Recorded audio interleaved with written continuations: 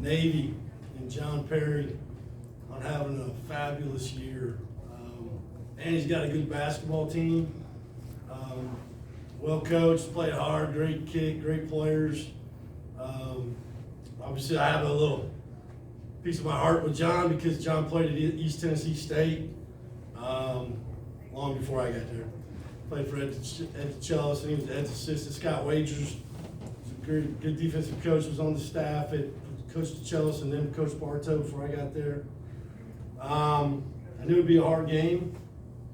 But congrats to them. I know it's hard to get in the NIT from the Patriot League. That's the amount of respect the nation, the people on the committee had for them. I thought offensive rebounds allowed us to get the lead in the first half.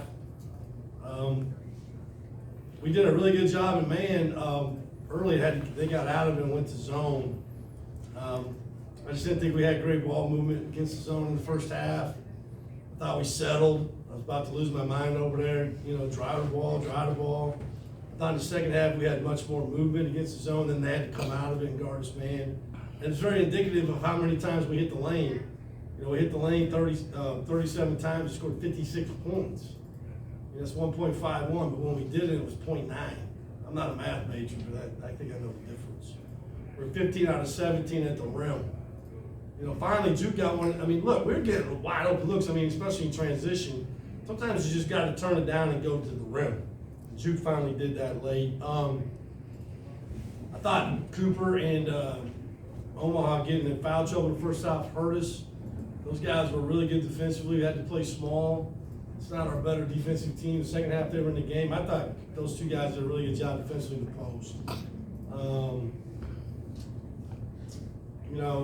Trey had a really good night. I thought Omaha was great, connecting. I thought I'm jumping around. The first half we did a really poor job guarding 21-1. We were just behind the play. And I guess the last thing I would say is it's very fortunate that I'm the free throw coach. Pretty good at the line. Tonight. Questions? Steve, you kind of touched on it there, but Coach Perry mentioned that coming out of the second half, you guys did a much better job of running your actions that way behind the play. Was there something you said at halftime in terms of just keying on the details? Yeah, I'm a big believer in screening the zone. You're talking about against the zone? Yeah. I think you got to screen the zone, and then read what the defender does. If he jumps out, you slip. If you don't, you throw it to the shooter. We ran a couple actions, got wide open, looks in the corner, we didn't make them. But then we went to a different action, getting Juke in the middle. And he did a good job of either scoring or getting fouled, or kicking it out for open threes. I think those are a little bit better threes than the station ones. We haven't seen a lot of zone. We've seen some, not a ton. I think Cal played it a bunch. What's the best way to beat a zone, though, is get them out of it? Is just if you make 3 or 4 shots, they'll get out of it. But we did it, and so they stayed in it. You also mentioned Trayvon. Was there a point of emphasis kind of over the last couple of days of you had a little bit of a size advantage that was kind of like him? Well, I don't mean a size advantage. That guy's huge. I just think he's playing like this is it. This is it. Like you don't have we get beat, we're done. We're done playing college basketball. And I think that's he was really emotional after we lost to Clemson. It hurt him, which is it should. And I think he's just playing like that. He's playing a lot more active to trade where he can float around and make plays defensively. And don't underestimate how physical Omaha was in the post tonight with Keo. Is that how you say his name, Keo? He's a big fella. A couple times he ducked in, I was like, I don't know, we can guard him. Well, we were gonna double the post, but we did such a good job of him not catching it. I think we only had to twice the whole game. Steve, you talk about the emotions after that ACC tournament loss. I'm curious, just what did those days between that loss and this game look like for your team? What was just your reaction? I'm a little different. I let him go home. We talked a lot. We didn't go home the night after the game. We had some time in a hotel to eat and visit. And I talked to them on the bus before they got off. But I let them. If they wanted to go home, they went home and just relax a little bit. I kind of had a feeling we would be in the NIT based on our net. And then I talked to a couple coaches in our league on Friday, could kind of see where it was headed. I think we even would have got in anyway just because of our net. I've never really been one to practice before we get named to the NIT. We had plenty of time on Monday and Tuesday. I think it was better for them to probably decompress a little bit. They really, they went down there very confident, and they were really, they were hurt after we lost. So I think the time away was probably good. How did you see them kind of turn that hurt into motivation for, not wanting to squander this chance to keep playing? Yeah, I think we've seen that probably over about the last month, where they've really just been very resilient, tough, didn't always win, but fought hard. And I think they just carried that into this tournament. And, look, I sold them on it too. Like the final fours at the Final Four in Indy. What a great way to end your career. And we have the #1 seed we can play in front of our at home 3 times. That's one at a time. We're getting ready to play a team, maybe Illinois State, where I used to coach. I don't know if they'll win, but they were up. I think those things, right? But then the most important thing is they just like playing. They do. They, don't always, it was a bit of a slog tonight sometimes, but we just, we found a way to win. And I think they have really good camaraderie. They like each other. I like coaching them. And so we'll just keep going. Yeah, and then just last thing, I was curious, one of the players was talking about the last time he played in an NIT game, he had lost, and he was I beat thinking Trey about that. Spillers. Yes. That's how I got And it. I'm curious if you talked a little bit about that loss heading into. I have before, but not tonight. I've reminded him of that many times. It's crazy. I didn't even know who Trey was till we played him. And then a week or so later, I think he went in the portal. And I was like, we need to get him. And he literally played for Pat Smith, who I used to be his assistant in Mark County, who's the head coach in Woburn. So we had that tie. I don't think any of those guys from Navy will be going in the portal. I don't see that happening. You know what I mean? They're there for a reason, and respect to them. We talked to some of the guys about some issues in first half working on or being beat off screens by the offense. They talked to us about what they saw from the adjustment perspective. What did you see? What did they say? They said it was just effort. I mean, sometimes it's not, so technical. It's like, look, man, stop getting screened. I mean, we were so far behind the play in the first half, it was ridiculous. It wasn't our bigs. Their pace on offense was way faster than our pace on defense. Okay, we weren't making them miss, we were hoping they miss. Defense is about making them miss without fouling, right? And so, the perfect example is the last play of the half. I mean, we're a mile behind the play and they make a 3. But Trey probably should have jumped out and switched, right? Switching was a little sloppy, like convenient switching. Like that's why I don't really care for switching sometimes because it gets sloppy. They, talk, touch, take. You got to come together. We were doing all those kind of things, and I thought in the second half we were just much more urgent defeating the screen at the point of attack, and it was off-ball screening, not so much ball screening, off-ball screening. And that's something we work on all the time because that's part of Shell. Barring a 20-point comeback in the last 5 minutes, it is going to be Illinois State coming here on Sunday. What do you expect from that program? Well, it's like I said to tonight when we were playing Navy. I'm really glad David Robinson wasn't playing. Who's the greatest player in the history of Illinois State basketball? That's Doug Collins. Okay, so he's not going to be playing, thank God. I don't know much about him. We recruited Ty Pence a little bit on the team. I know Ryan Predon, I pronounce his name wrong. Know him, respect him. It's a proud basketball community, like this community. I lived there for a couple of years, coached there with Porter Moser. It's the national headquarters of State Farm. It's beautiful. I'm going down now. It's a beautiful city. I haven't seen him play. I'm sure I will here pretty soon, maybe not tonight. Look, there's no bad teams in this. So I try to say, this is about Navy. Like, guys, respect your opponent. Like, they won 14 or last 15 games. I don't care. That's hard to do. anywhere, right? And I can see why after playing them. But you know, we'll take a look at it. We won't practice tomorrow. We'll go Friday, Saturday, get ready to play on Sunday. I think it's going to be on TV. And thank you to the fans that came tonight, and hopefully we'll get some more on Sunday. Coach, you had 5 players in double figures scoring-wise tonight. Against Virginia Tech in the ACC tournament, you had 7. You talked about before the season the strength in numbers with this team. Do you think that offensive versatility gives your team a huge strength when you have so many players able to rack up points?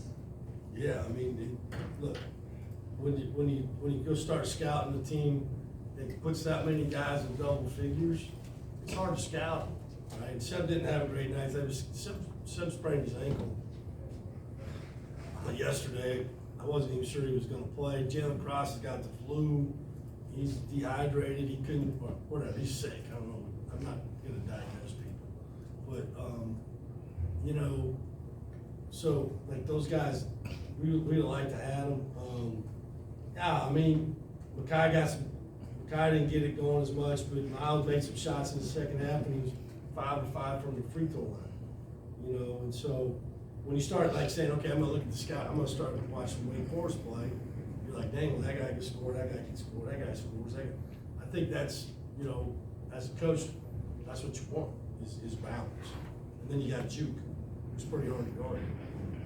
Omaha tonight, 15 points. A lot of it done in the paint. There were a few times he just went up and dunked it. I know you love when people just go up and I like dunking. What did you see from him tonight? That it seemed like he was more aggressive. Just played hard. Just played hard, man. We put him in position to score around the basket, and he was able to catch them and finish them. Actually, the first play of the game, he should have finished that one, right? He scored it in transition. He got the ball at half court. I was like, play.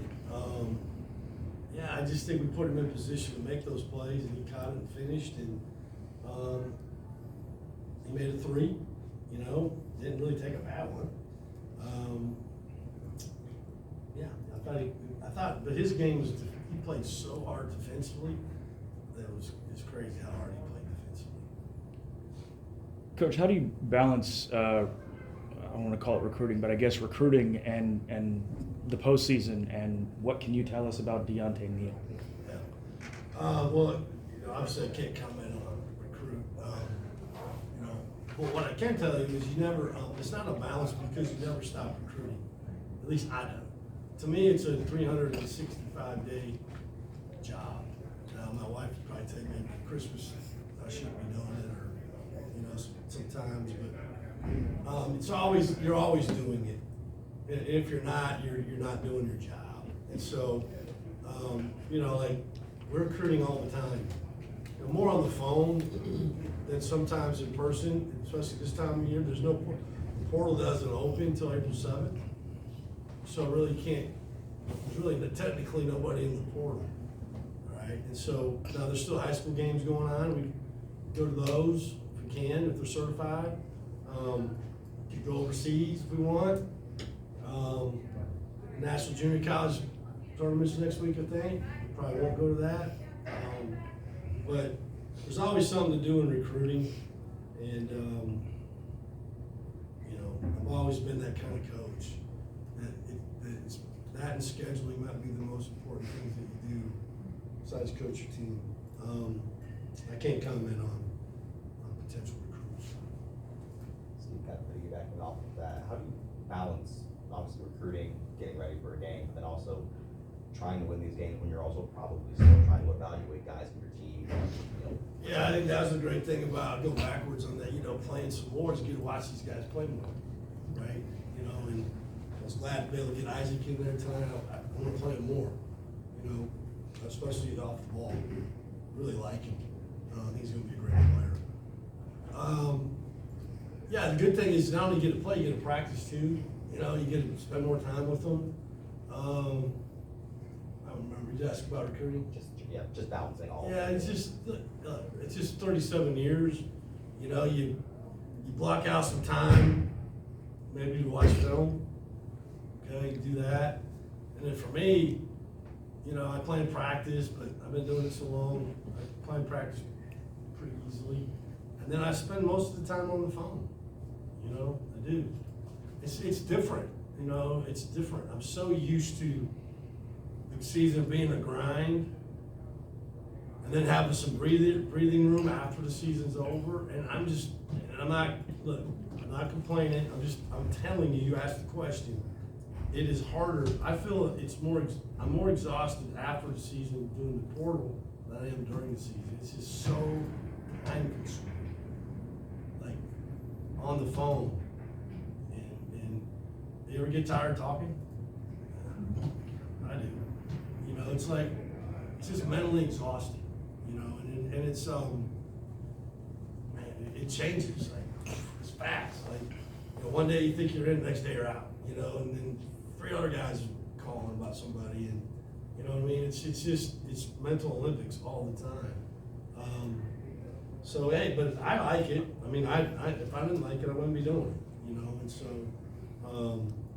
you just organize your day, and you continue to understand that the most important thing is coaching your team. The second most important thing is getting players, you know. So we'll continue to do that. It's not just me; it's my staff. We talk constantly about it. You talked at AC tournament about sometimes Juke's frustrations kind of boiling over from time to time. We joked earlier that was the first time since high school we've had 2 charges in a game. How do you kind of adjust a guy like him, physicality wise? As you mentioned, he's struggling maybe a little bit with thinking about ACC physicality versus this. I don't think you say anything, because that's the way typically the game is played at our level. It's very physical. We were just talking about it before the game about how, you know, I remember back to the Louisville game, there were so many off-ball fouls called, and then the rest of the time it was just hand-to-hand combat. And that's what he's used to. And that's how we practice, right? Now, I will tell you this, I drew up a play for him coming out of timeout on the out-of-bounds play, he got it in there, and the lad, I said, don't push off, you don't have to. And he did, you know. I don't know. I just don't think that's typically how it's played. And I'm not saying anything disrespectful to Navy. They were doing a good job moving their feet and getting in front. You know, they are, but look, the block charge thing's kind of gotten out of our game. Refs aren't calling that as much. And so we haven't seen it hardly at all. You know, the offensive foul. And so I think for him, he's just got to continue on that path of being really physical with the ball when he drives it. And he went to the line 10 times, and he drew 7 fouls. I say the odds really more in his favor than the 2 charges. On the positive side for him, 5 assists. Is that Right. another aspect to his game you think Yeah. he can continue to improve? Really unselfish, just really unselfish. Really unselfish, man. Seeing the game better, slowing down. You know, he scored 26 points, had 6 rebounds, 5 assists. Shot 7 out of 13 from the field. He just had a couple threes late, 9, 10. He was the one guy who missed a free throw. Shame on him. Yeah, I don't know what else to say about you. I keep saying he's a hell of a player. Coach, you mentioned earlier this week on social media the different types of basketballs that get used in college basketball. Could you kind of elaborate on that a little bit? Okay, yeah. First of all, I understand that the NCAA is not a league, it's an association. 200 people. I understand that Wilson is the ball for the NCAA tournament. Here's my point. Why, during regular season play, do we go play with 5 different balls? It makes no sense to me. And I brought this up at the national level and at the conference level. For instance, if you go in our closet for basketballs, we have Adidas. We're Nike school. We got Adidas. We got Wilson's. We got Spalding's. We got The Rock. We got, I don't know, we got a plethora of these waste. It's just a waste of money. Okay? And when you're at the level where I was at East Tennessee State, you buy one of those balls. And then maybe you can use it when you're going 5-on-5. As a player, yeah, I used to play. It's uncomfortable to have a different type of ball every game. Okay? Baseball throws 1 baseball. The NBA plays with 1 basketball. Why can't we just play with the Spalding ball? the NBA play, whatever, they play with the ball. That's my point. I get it. I mean, people are like, oh, don't you understand money? Yeah, I get that part. That's not my point.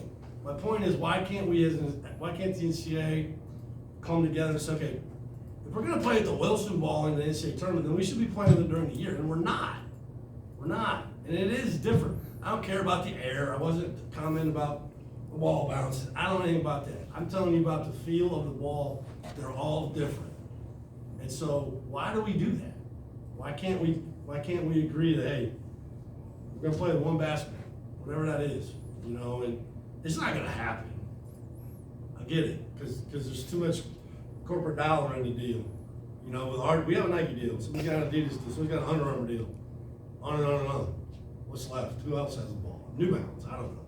You know what I mean? Like, I just think common sense tells me that the NBA plays with one basket for 30 teams. FIBA plays with one basketball in Europe, okay? You know, and I don't, you know, there's a lot on the line in the tournament, so why wouldn't we play with, you know, I think about it when we go to the ACC tournament.